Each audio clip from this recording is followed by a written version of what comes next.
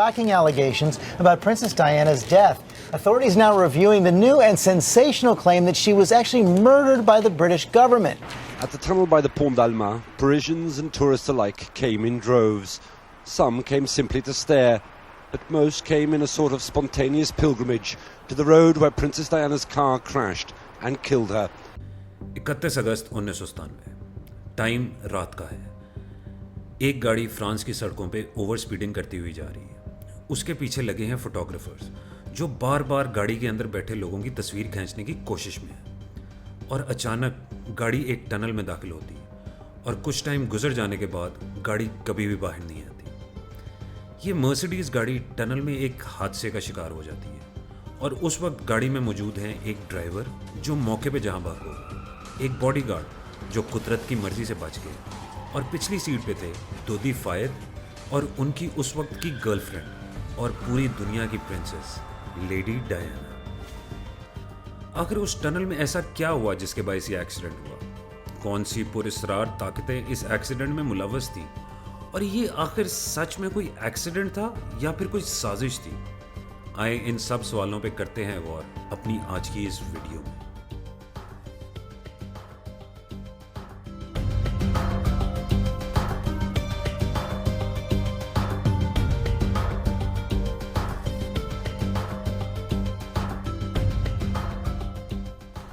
जब लोगों को यह खबर पहुंची कि princess of people lady Diana वफात पा चुकी, तो एक गम और मातम के समा ने पूरे मुल्क या पूरी दुनिया को अपनी लपेट में ले लिया। तकरीबन दुनिया भर में 2.5 अरब लोगों ने प्रिंसेस डायना का फ्यूनरल देखा, जो कि उनकी वफात के एक हफ्ते बाद टीवी पर टेलीकास्ट किया गया था। जहां पर पूरी दुनिया ने एक्सीडेंट में इंतकाल करने के फैसले को कबूल किया, वहीं कुछ लोग ऐसे भी थे जिनका ये मानना था कि कुछ शरपसंद अनासिर थे जिनकी वजह से ये हादसा पेश लाया गया। उनमें से एक शख्स थे दोदी अल फायद के वालिद, जिनका मानना ये था कि MI6 जो कि यूके की इंटेलिजेंस एजेंसी है, उसने यूके के शाही खानदान के साथ मिलकर एक साजिश की थी जिसके नतीजे में ये एक्सीडेंट पेश आया। सन 2004 में इंटरनेट पे इतनी ज़्यादा कंस्पिरेसी थेरीज और मुख्तलिफ डिस्कशंस होना शुरू हो गए कि उस टाइम मुकामी पुलिस को मजबूरन एक इन्वेस्टिगेशन शुरू करनी पड़ी कि आखिर प्रिंसेस डायना के एक्सीडेंट के पीछे कोई पुरअसरार इदारे तो नहीं। कुछ सालों की इन्वेस्टिगेशन और कई 100 करोड़ रुपए खर्चने के बाद पुलिस की टीम इस नतीजे पे पहुंची कि ये यकीनन एक हादसा था, ना कि कोई पॉलिटिकल असैसिनेशन। लेकिन आखिर उस रात प्रिंसेस डायना दोदी अल फायद की गाड़ी में कर क्या रही थी?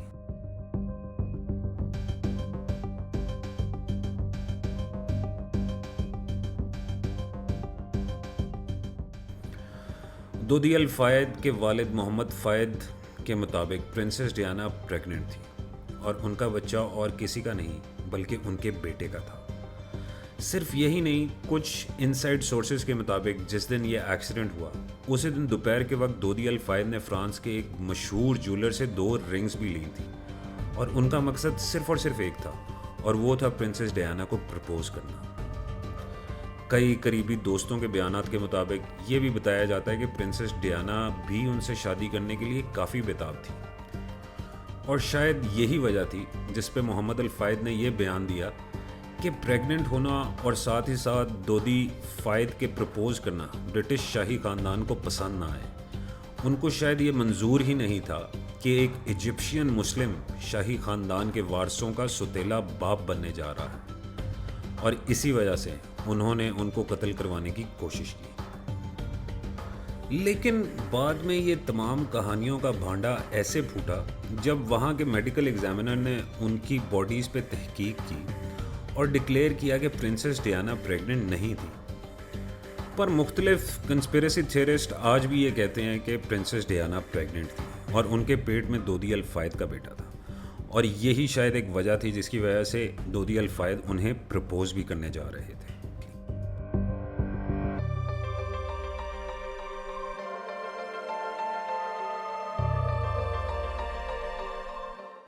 अब अगर हम कंस्पिरेसी थ्योरीज के बारे में बात करें और उनकी थ्योरीज के ऊपर अगर हम थोड़ा सा गौर करें तो उस रात तीसरा बंदा जो जाँ बहक हुआ था वो थे हेनरी पॉल। कई रिपोर्ट्स के मुताबिक ये बात सामने आई थी कि हेनरी पॉल, जो कि उस दिन लेडी डायना के ड्राइवर थे, वो शायद MI6 के इन्फॉर्मेंट थे। और बाद में की गई तफ्तीश के मुताबिक जब उनके फाइनेंशियल रिकॉर्ड्स की जांच पड़ताल की गई और बैंक अकाउंट को चेक किया गया, तो उससे ये बात साबित होती थी कि उन्हें MI6 पैसे दे रही थी ताकि वो प्रिंसेस डायना की नकलो हरकत के बारे में ब्रिटिश गवर्नमेंट को इन्फॉर्म कर सकें। वहीं उसके बरक्स UK पुलिस की इन्वेस्टिगेशन रिपोर्ट के मुताबिक हेनरी को फ्रांस की इंटेलिजेंस एजेंसी का एजेंट भी बताया गया था।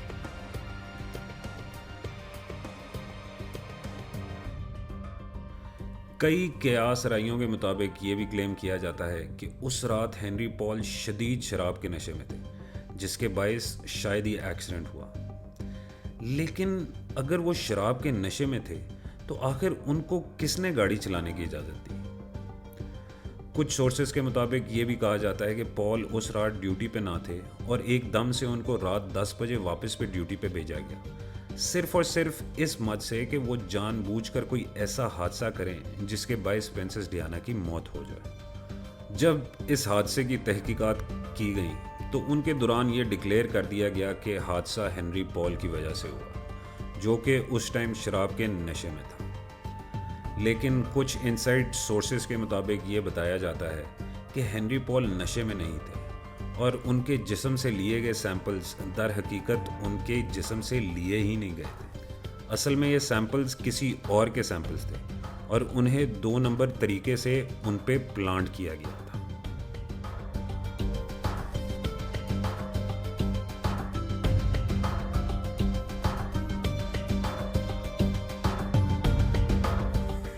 कई एनी शाहिदीन के मुताबिक ये बात सामने आई थी कि हादसे की रात एक वाइट कलर की फियाट पुंटो गाड़ी टनल में थी, जिसकी वजह से दर हकीकत ये एक्सीडेंट पेश आया था। जब प्रिंसेस डायना की गाड़ी का फोरेंसिक किया गया तो वहाँ से ये सबूत क्लियरली मिले कि प्रिंसेस डायना की मर्सिडीज़ एक ऐसी गाड़ी से टकराई थी जो कि वाइट कलर की थी और वहाँ से उस गाड़ी की टूटी हुई लाइट के कुछ हिस्से और वाइट कलर का रंग मर्सिडीज़ गाड़ी पे लगा हुआ था, जिससे ये बात काफ़ी हद तक क्लियर थी कि टनल में मर्सिडीज़ किसी और गाड़ी से टकराई थी। इन साजिशों पे रिसर्च करने वाले कुछ लोगों का कहना है कि उस रात टनल में एक वाइट रंग की छोटी गाड़ी भी थी, जिसमें ब्रिटिश इंटेलिजेंस एजेंसी के कुछ एजेंट मौजूद थे, जिन्होंने बड़ी बड़ी फ्लैशलाइट की मदद से गाड़ी के ड्राइवर को अंधा करने की कोशिश की, जिसकी वजह से गाड़ी वहाँ पे एक कंक्रीट ब्लॉक के साथ जा टकराई।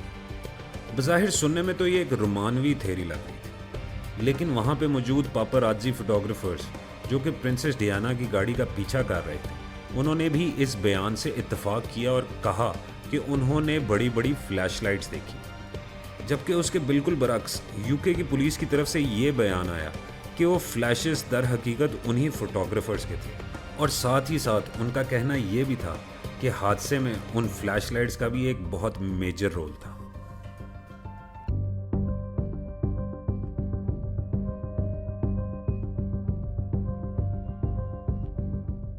नाजरीन, लेडी डायना ने अपनी डिवोर्स के बाद रॉयल प्रोटेक्शन लेने से इनकार कर दिया था और उसके पीछे उनकी एक मेन वजह थी और वो ये थी कि जो रॉयल प्रोटेक्शन उनको दी जा रही थी, उनको ये शक था कि कहीं यही प्रोटेक्शन उनकी नकलो हरकत और बाकी इन्फॉर्मेशन और ख़बरें उनके एक्स हस्बैंड यानी कि किंग चार्ल्स को ना पहुंचाते रहे। लेकिन उनके लिए अपनी सिक्योरिटी डिटेल खुद से अरेंज करना कोई मुश्किल काम नहीं था, पर वो कभी भी अपने साथ सिक्योरिटी डिटेल नहीं रखती थी क्योंकि वो एक सोशल वर्कर थी और प्रिंसेस ऑफ पीपल थी, जिसकी वजह से वो ये समझती थी कि वो अकेली ही हर जगह जाए। वो एक बहुत ही प्राइवेट किस्म की खातून थी और ऐसे झमेलों में पड़ने की बिल्कुल भी कायल नहीं थी।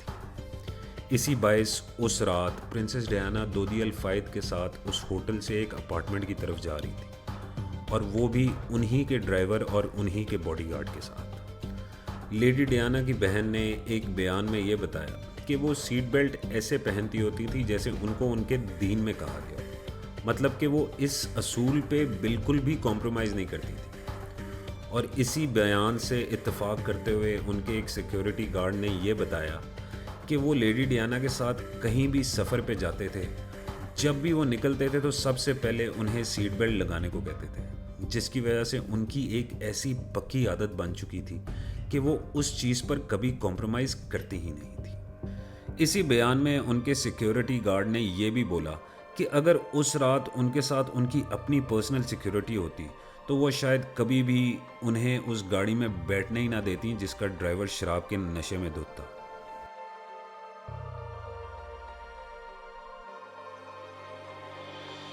नाजरीन, ये कंस्पिरेसी थ्योरीज यहीं पे नहीं ख़त्म होती। अभी एक्सीडेंट हुए 1 घंटा गुजर जाता है और प्रिंसेस डियाना को अभी तक गाड़ी से बाहर निकाला नहीं जाता। कई साजिशी कॉलम निगार और रिसर्चर्स के मुताबिक ये भी कहानियाँ गर्दिश कर रही थी कि प्रिंसेस डियाना को ज़बरदस्ती तौर पे ट्रीटमेंट लेट किया गया, जो कि उनकी मौत का बाइस बना। कई सोर्सेज के मुताबिक एक्सीडेंट के 1 से 2 मिनट के अंदर ही रेस्क्यू एहलकार जाए हादसा पे पहुंच गए थे और उन्होंने लेडी डियाना को जिंदा पाया। लेकिन आखिर 1 घंटे तक उनको गाड़ी से निकालकर करीब तरीन हॉस्पिटल क्यों नहीं मुंतकिल किया गया? कई रिसर्च और रिपोर्ट के मुताबिक फ्रांस का रेस्क्यू सिस्टम ऐसे है कि वो सबसे पहले मौके पे अपने पेशेंट को स्टेबलाइज करने की कोशिश करते हैं और जैसे ही उसे स्टेबलाइज कर देते हैं उसके बाद उन्हें एम्बुलेंस में डालकर हॉस्पिटल रवाना कर दिया जाता है। और इसी बात की तस्दीक यूके की पुलिस ने अपनी 2004 की रिपोर्ट में भी की थी। उनके मुताबिक जब पैरामेडिकल स्टाफ हादसे की लोकेशन पे पहुंचा तो उन्होंने लेडी डियाना को जिंदा पाया, लेकिन उन्होंने सीट बेल्ट नहीं लगाई हुई थी और वो बेहोशी के आलम में थी। सांसें चल रही थी लेकिन कुछ बोल नहीं पा रही थी और पैरामेडिकल स्टाफ उनको पूरा 1 घंटा स्टेबलाइज करने की कोशिश करता रहा। फाइनली उनको हॉस्पिटल रवाना किया। वहाँ पे जाते साथ ही उनकी सर्जरी हुई, लेकिन उनका दिल बंद हो जाने की वजह से वो जान बहक हो गई। ड्राइवर की गलती, शाही खानदान की इन्वॉल्वमेंट, फोटोग्राफर्स का ब्लंडर या लेडी डियाना और दोदी अल फायद का रिलेशनशिप, ये चंद वजूहात हैं जो आज 27 साल बाद भी लेडी डियाना के जानलेवा एक्सीडेंट के गिर्द गर्दिश कर रही हैं। आपको क्या लगता है, क्या ये एक हादसा था या फिर एक प्लान्ड असैसिनेशन? हमें कमेंट सेक्शन में ज़रूर जवाब दें और ऐसी मज़ीद वीडियोस देखने के लिए हमारे चैनल को सब्सक्राइब करना और इस वीडियो को लाइक करना ना भूलिएगा। अपने और अपने प्यारों का बेहद ख्याल रखिए। अगली दफ़ा तक के लिए गुड बाय।